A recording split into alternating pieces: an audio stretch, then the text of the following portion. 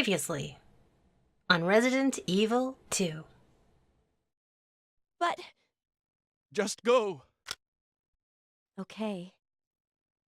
Just hang in there. I'll be back soon.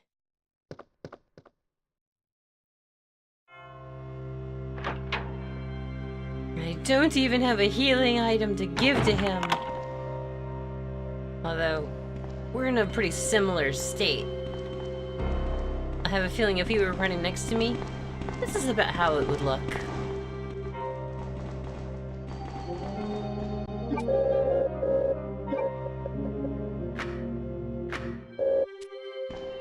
The Resident Evil 2 demo that I played, it felt really, I don't even know what to say. Like, the events displayed weren't particularly far into what I hope is a lengthy game, but it also felt like the demo just kept going. I was on a timer, so it naturally wouldn't have kept going. Police memorandum. You let me know in the comment section if you wouldn't mind whether or not you want me to read these. Otherwise, I might just leave it to displaying them on the screen long enough for you to pause and then read and go on.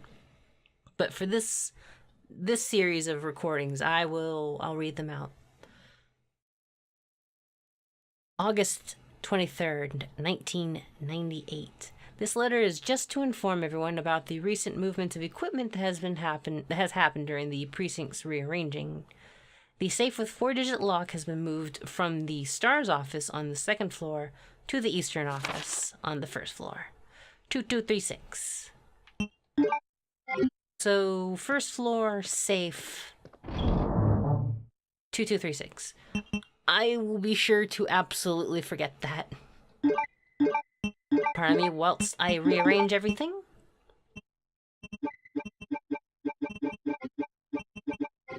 Great. Now on to the very first spook of the game. Oh, that's right. Claire is also the master of unlocking, apparently. Thank fucking Christ. I feel like Claire and Jill are kind of cut from the same cloth.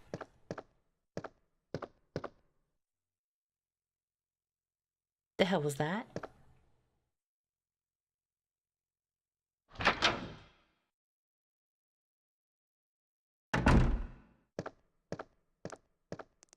Those static angles, I fucking love them. I am particularly hopeful. An open-close switch for the shutter. It can't be activated since the cord is cut. I'm particularly hopeful that in the remake, there is an option to turn on classic mode and just have like static angles. That would be just the freaking best. I would be in love. A spade is etched under the keyhole. God damn it.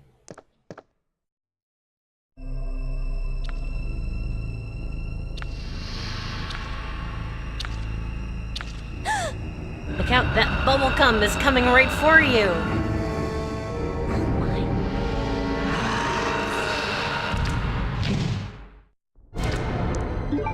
And shit yourself, because the bow gun does fucking nothing against these things. These are the lickers, so I'm just gonna run!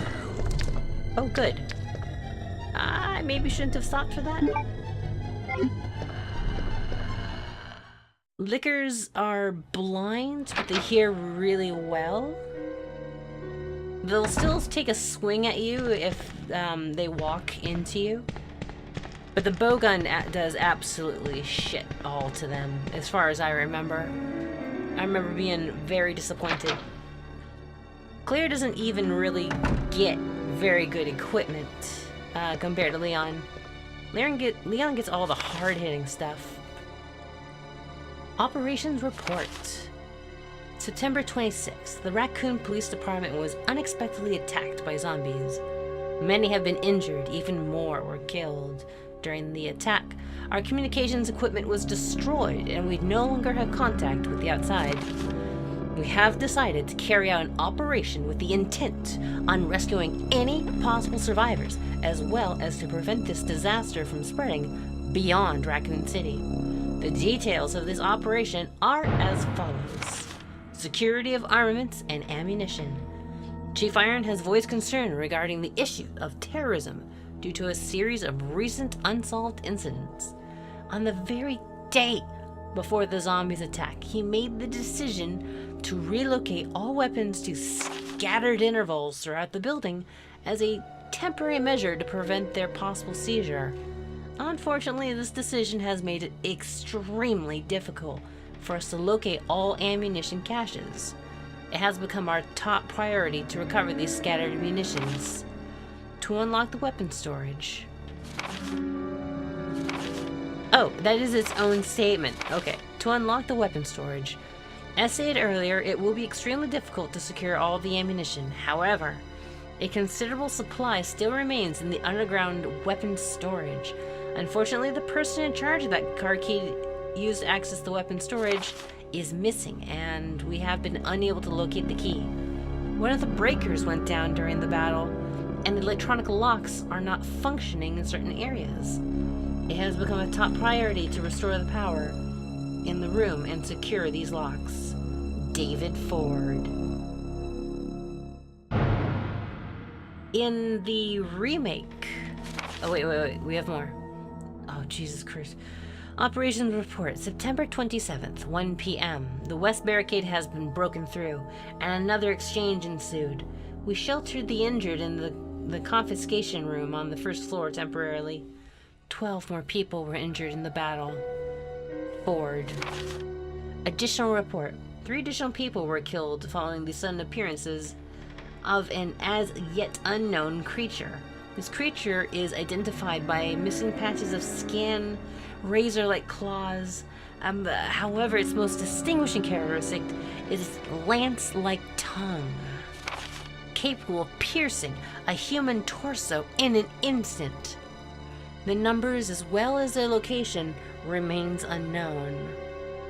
We have tentatively named this creature the Licker and are currently in the process of developing countermeasures to deal with this new threat.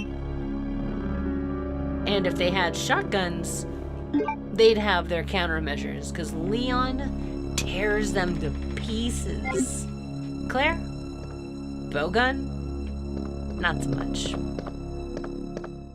Claire does get an option later on that is entirely optional, and you can even miss it if you do things wrong. If you play Leon first, you can wind up giving that gun to Leon, and then Claire is SOL. It's a fireplace. An oil painting hangs above it. The title is A Sacrifice to the Hellfire, which is a hint. Light the fireplace, oil painting melts, get item. So one thing I loved about this game is that its replayability is just astronomical.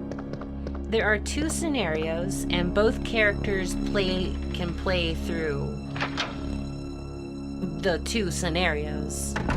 So you've got essentially four different ways you can play this game, and the second scenario for each character has differing plot developments.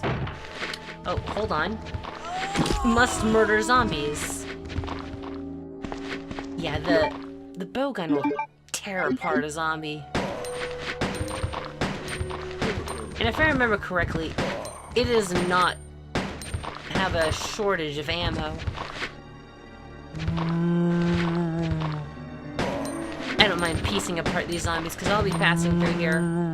I want to say a few times.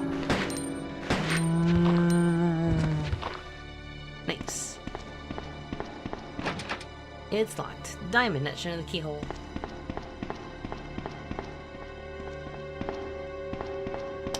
what was I saying? Yeah, 2 different scenarios. So we're playing Claire scenario A right now, and so Leon will be going through scenario B, which is 2 different games. And you could play it the other way around. Leon plays scenario A and Claire does scenario B. Basically 2 different games right there. So it's like a 4-in-1 game, and just when you're a teenager on the PlayStation 1, that is so much value. It's so good. See, I'm gonna, above the equator, I'll dump my healing items. Below the equator, I'll dump my ammo. That's right, I call it the equator. Sweet. I forgot that was even there. I just thought I would hammer away. I can film here. Both Claire and Leon are talented film developers, but I'm awful. I always develop one of the 2 films you find. Or is it 2 of 3? I forget. I wind up missing a film, and then I feel bad about it.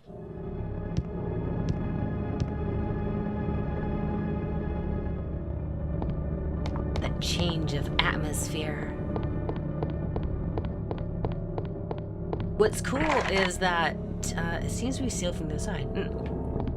What's really cool is that in Resident Evil 3, Jill is also in Raccoon City trying to survive, and she finds her way into the police department as well. But it's a really limited excursion into the police department, but it feels good because you're like, Claire and Leon have been running around here too, and it feels so good. And it leaves me wondering, when they're making Resident Evil 2, well, I'm actually left with a few questions. When they're making Resident Evil 2, are they going to have 2 different scenarios like they do for this game?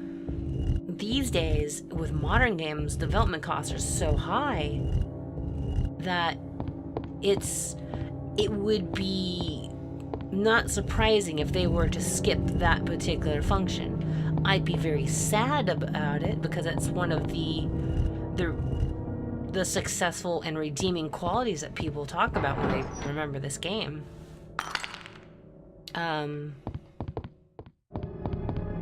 But then what are they going to do with Resident Evil 3?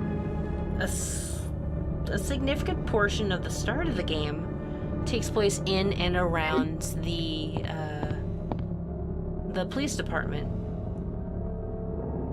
So I'm just curious. So when they're making the game, do they also begin development on Resident Evil 3? Like, I don't know. Or do they just have it as DLC? Oh, I hope not. I hope if they're gonna do a Resident Evil 3 remake, they do a Resident Evil 3 remake. Like, please. Oh, that's right. So, whereas Leon finds the shotgun in the weapons locker, Claire's just like, yeah, I'm fine with a grenade launcher. But don't be fooled. It is the world's worst grenade launcher. It's like some kind of explosive shotgun shell, but it's really wimpy and weak. Also, by the way, I don't know if anyone noticed. Hold on, let me step outside. It might be very hard to see because it's so low poly. But there's a sign above this door that says STARS. This is the STARS office. I realized I just kind of strolled in there with no fanfare. No discussion of what we're about to see. But this is where STARS Alpha Team resides. Actually, I suppose Bravo Team probably as well, come to think of it. But I guess the developers were like, nope, only Alpha Team is important. There are various devices. This must be where they gathered information. A communications terminal, maybe? There are unopened cardboard boxes. It looks like a rookie's desk. I don't know how you would put that together. But this is, I mean, just that description alone. And this medical purse going on over here. This is Rebecca's desk. The only member of Bravo team represented here. And one of the few survivors. I'm guessing that's why she got a desk. It's a picture of a young man. There's a good chance it's her boyfriend. Oh yeah, the hat right there. That's Jill's. So Jill's desk. And then just the jacket on the wall. And the jacket that Claire's wearing. It's a family symbol, I guess. Oh wait, what does that say? I just kind of skipped past it. The desk is disorganized and untidy. It probably reflects the owner's personality. This is Chris's desk. Chris's diary.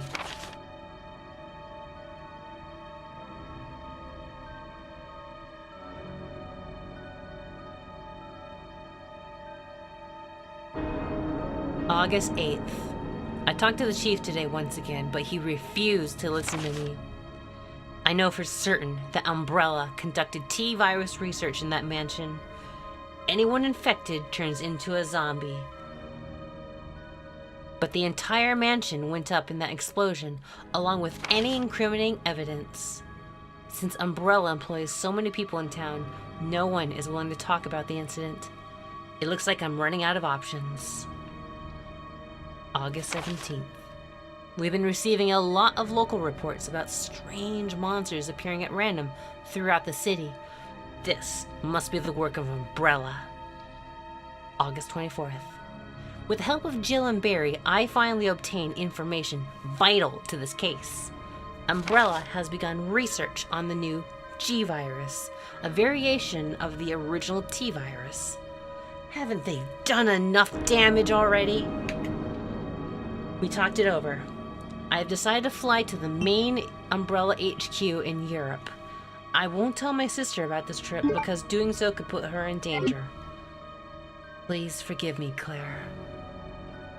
It was like he knew that she would come looking for him. Chris's diary. Ooh, the unicorn medal.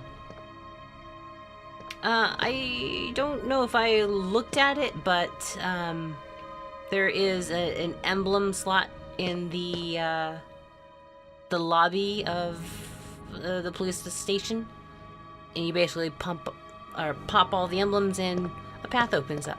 Good stuff. It appears to be a replica of a gun. The owner is probably a member of the NRA. That would be Barry. He's kind of a gun nut. I love that they gave him the attention to detail that he deserves and put a fish on the wall. That boy sure does love fishing.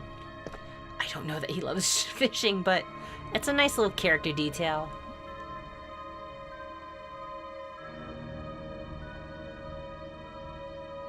A picture of the STARS members. There they are. Just a bunch of dudes, and then there's Jill.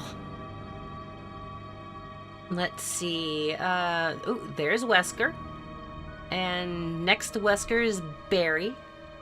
And next to Barry is Brad. Oh, Brad's actually one of the few survivors of Alpha Team. Bravo Team? I forget. But he's technically still alive. Right now. Jill, Chris, Rodrigo? Man, I used to know these guys' names, but not anymore. Wait. Where's Rebecca?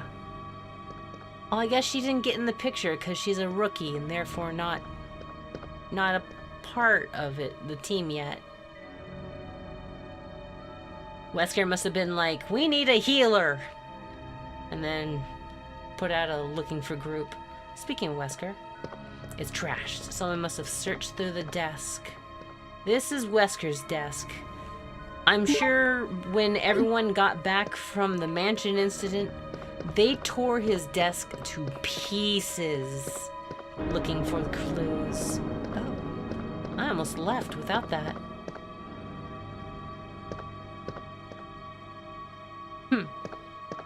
I think I've got everything there is to get. Leon's scenario will have a healing item here, I believe.